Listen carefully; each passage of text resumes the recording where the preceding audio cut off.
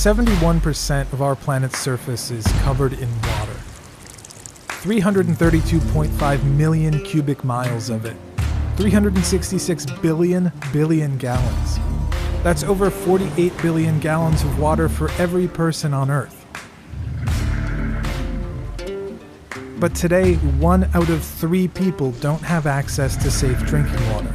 Some projections will show by 2050, more than half our population will be living in water-stressed areas. That's over 4 billion people. These aren't just issues in developing countries, something you hear about elsewhere. These are things that are happening in our communities all the time. Worried and angry about lead contamination. The military in remote parts of Puerto Rico. And that's the result of many things, but one of them is that 96.5% of that water is found in our oceans. It's saturated with salt and undrinkable. And most of the Earth's fresh water is locked away in glaciers or deep underground. Less than 1% of it is available to us. When you dig a little bit and look under the surface, even here in the United States, we have large numbers of people that don't have access to safe, clean drinking water. So why can't we just take all that seawater, filter out the salt, and have a nearly unlimited supply of clean, drinkable water?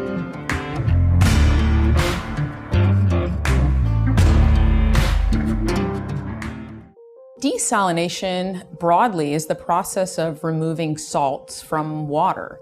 It's been practiced for years. In fact, it's a natural process. It occurs when the sun heats the ocean and fresh water evaporates off and it falls again as rainfall. If you mix salt into water, it dissolves. And if you could watch microscopically while you did that, you'd see that the water is actually breaking apart the salt into charged particles that chemically interact with the water. So salt water is a chemically new solution. It's not just water with some salt grains floating around in it. And that's why desalination is a fundamentally tricky process. The two main types of desalination are thermal desalination and reverse osmosis. Thermal desalination is the oldest form of desalination. It's essentially boiling water and then capturing the steam and turning that into fresh water. But in the 60s, we were able to develop reverse osmosis processes at UCLA, and these have now started to dominate the market. So one of the big chief differences between the two is reverse osmosis doesn't use heat, doesn't boil anything. You're really just pressurizing the water to a tremendous amount, and you're forcing it through a membrane where it doesn't want to go. It wants to stay with the salt, but with this high pressure, it is forced to separate from the salt. Broadly speaking, what you want to look at for desalination is, where's my fresh water coming from and do I have enough of it? And if I don't have enough of it, do I need to augment supply? Desalination then starts to become a very attractive or interesting option. Which is why the vast majority of desalination efforts right now are happening in places like the Middle East and North Africa, rich with fossil fuels, but also experiencing extreme water scarcity. Just 2 countries, Saudi Arabia and UAE, they produce 1/4 of the desalination water that is produced currently on this planet. Concerns about desalination fall broadly into 3 categories: the amount of energy required, how much it costs, and its environmental impacts. There are some that really see it as a key solution. There are others that push back and argue that it's very energy intensive, it's very expensive, it has impacts on the marine environment, and that we should pursue alternatives first. It requires a tremendous amount of energy to basically break up that bond between the water and the salt. Ocean water desal can be 25 times as energy intensive as other freshwater approaches. Historically, the impediment for seawater desalination being more abundant or popular in North America has been cost. It has been cost prohibitive historically. The Claude Lewis Carlsbad desalination plant outside of San Diego is the largest of its kind in the Western Hemisphere and has been operating since 2015, producing 50 million gallons of clean water a day. It's in San Diego County because of its dry, arid climate. The county has historically imported nearly all of its water from the Colorado River in Northern California. In San Diego, in the Carlsbad example, they are spending twice as much for seawater desalination as they do on imported water. Now, they were looking at it and saying, well, at some point in the future, the cost will be comparable. And I think some folks pointed to the fact that, well, when that's the case, then that's probably when you should build it. Today, desalinated water in Carlsbad costs approximately twice as much as imported water, but you're comparing apples and oranges because that imported water is coming from systems that were built a half a century ago where all the capital investment has been paid off. Standing down for 5 or 10 years hoping there's some major breakthrough in the technology is not going to materially reduce the cost of building infrastructure. And that's not unique to desal and water. That's true of all public infrastructure. We have a huge deficit. We need to start building not just water, but transportation and housing now, not 5 or 10 years from now. The Carlsbad plant is operated as a public-private partnership. With the Carlsbad seawater desalination plant and the proposed Huntington Beach seawater desalination plant, we're proposing a public-private partnership where the plant is 100% privately financed, and then we enter into a long-term fixed-price water purchase agreement with the Public Water Agency, and essentially we're recovering our investment over time through the sale of water. There's an infrastructure deficit in the United States. There's certainly an infrastructure deficit in California, and you can't expect local, state, and federal government to pay for all of it. The private sector is going to have to invest private dollars, and I think there's a huge opportunity in water in a way that both protects the ratepayers and also allows for the investment of private capital. Beyond the environmental costs of producing the energy needed to power these plants, another concern arises because they're not just outputting clean, desalinated water. They're also producing huge amounts of hyper-salty water called brine as a byproduct. Seawater desalination plants that use reverse osmosis typically operate at a 50% efficiency in that if you take in 2 gallons of seawater, you're going to produce 1 gallon of fresh water and 1 gallon of hypersaline brine. It's a fixed volume of salt that I'm trying to remove, so whether I put it in half a gallon of water or 1/10 of a gallon of water, it's still going to be there and it's just going to be much more concentrated. As desalination efforts grow, it's not clear what should be done with these huge amounts of brine. Globally right now, we're producing over 37 billion gallons a day. Most brine is in one way or another emptied back into the ocean, but because it has a much higher salt concentration than regular seawater, it has the potential to, among other things, sink to the seafloor and wreak havoc on the plants and animals found there. In addition, because these facilities are taking in millions of gallons of seawater a day, the intake itself could destroy local marine life.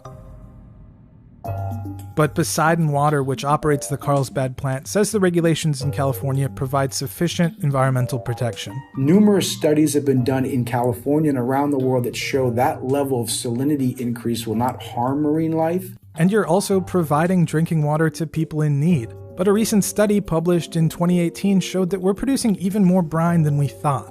For every liter of desalinated water, we produce 1.5 liters of brine. In other words, overall, we are producing more brine than we produce desalinated water. And while some places like California have robust regulations regarding brine in place, it's not clear that as a whole, the industry is taking its disposal seriously enough. Currently, we are disposing of brine in a way which we used to dispose of industrial wastewater about 40-50 years ago.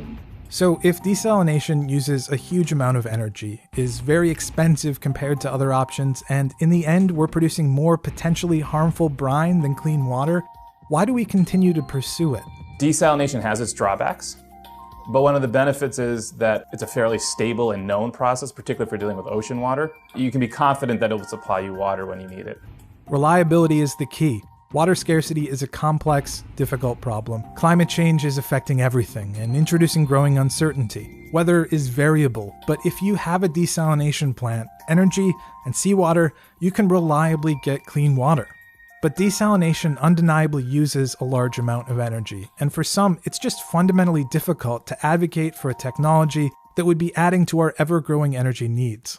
I think when we start to look into these water scarce worlds, we start to think about, well, energy provides us services. It heats our homes, it lights our offices and buildings. And if we think of energy as a service that could give us water, for some context, the average person in the US uses about 100 gallons of water per day. If I were to produce that 100 gallons per day with ocean water desal, that would be the same amount of electricity consumption that my home would require over an hour. So to kind of put things in context, I think we start to think about our energy resources and where do I invest it, how important is water. I mean, it is the most basic element of life, and people go out and they buy a venti Starbucks every day and spend more on that than they do for a month's supply of desalinated water, and they don't realize it. It's clear that desalination alone is not going to fix the world's water problems. Up in some places where you're just water rich, desalination probably won't make the most sense. Poseidon Water as a company does not believe that seawater desalination is a panacea. We can't just build 1 or 2 or 10 and really solve our water challenges. Desalination is not the solution to water scarcity. It's one of the options to narrow the gap between water supply and demand. But for some communities around the world, it's already making an enormous local impact. It's currently a pretty small fraction of the water supply globally, and probably will remain so. There are, though, communities for which it is a fairly significant contribution. It can be quite important at the local level. Desalination is one tool of many, and for it to have maximum impact, it must be implemented alongside other techniques. Israel maybe provides a good example where they have invested quite a bit in seawater desalination, but they also made investments in efficiency such that their water use on a per-person basis is far lower than we see here in California or in many parts of the United States. So they did those things first so that they aren't wasting that very expensive water. That then delayed their need to build a plant, and when they built it, they could build it a bit smaller than they would have. So there's a real cost savings there to the community. I would almost look at it as like a safe bet. You know, to hedge your risks, a desalination plant is your low-risk option in your portfolio. Kind of expensive maybe, but it's going to deliver. I think we do the cheaper, less environmentally damaging things first. That seawater desalination is an option. In some communities, they don't have other options. Others, though, do have other options. They can use water more efficiently, which can save water, save energy, can have less environmental impact. And while most attention is given to seawater desalination, a similar process can be used for treating many other sources of water, like wastewater. The volume of wastewater, if it's all collected and recycled, that is almost equivalent to 5 times the volume of water that passes through Niagara Falls each year. And if we look at the desalinated water, which we produce globally on an annual basis is almost equal to half of the volume of the water that passes through Niagara Falls. We don't want to lose sight of other sorts of desal, brackish water, which is, you can think of brackish water as it's not as salty as ocean water, but it's saltier than fresh water. It's that whole space between. And there, the energy requirements are substantially less, simply because there's less salt. So less salt, less stuff to remove, less energy. Desalination is an important tool in the fight against water scarcity. Its reliability is becoming ever more important, but it's not a cure-all, and other techniques should always be implemented alongside it. Desalination is already vital for many water-scarce communities around the world, and as climate change continues to transform our planet, the balance between concerns about energy use and the ability to reliably get clean water is going to evolve. How exactly desalination will fit into the future of clean water is yet to be seen.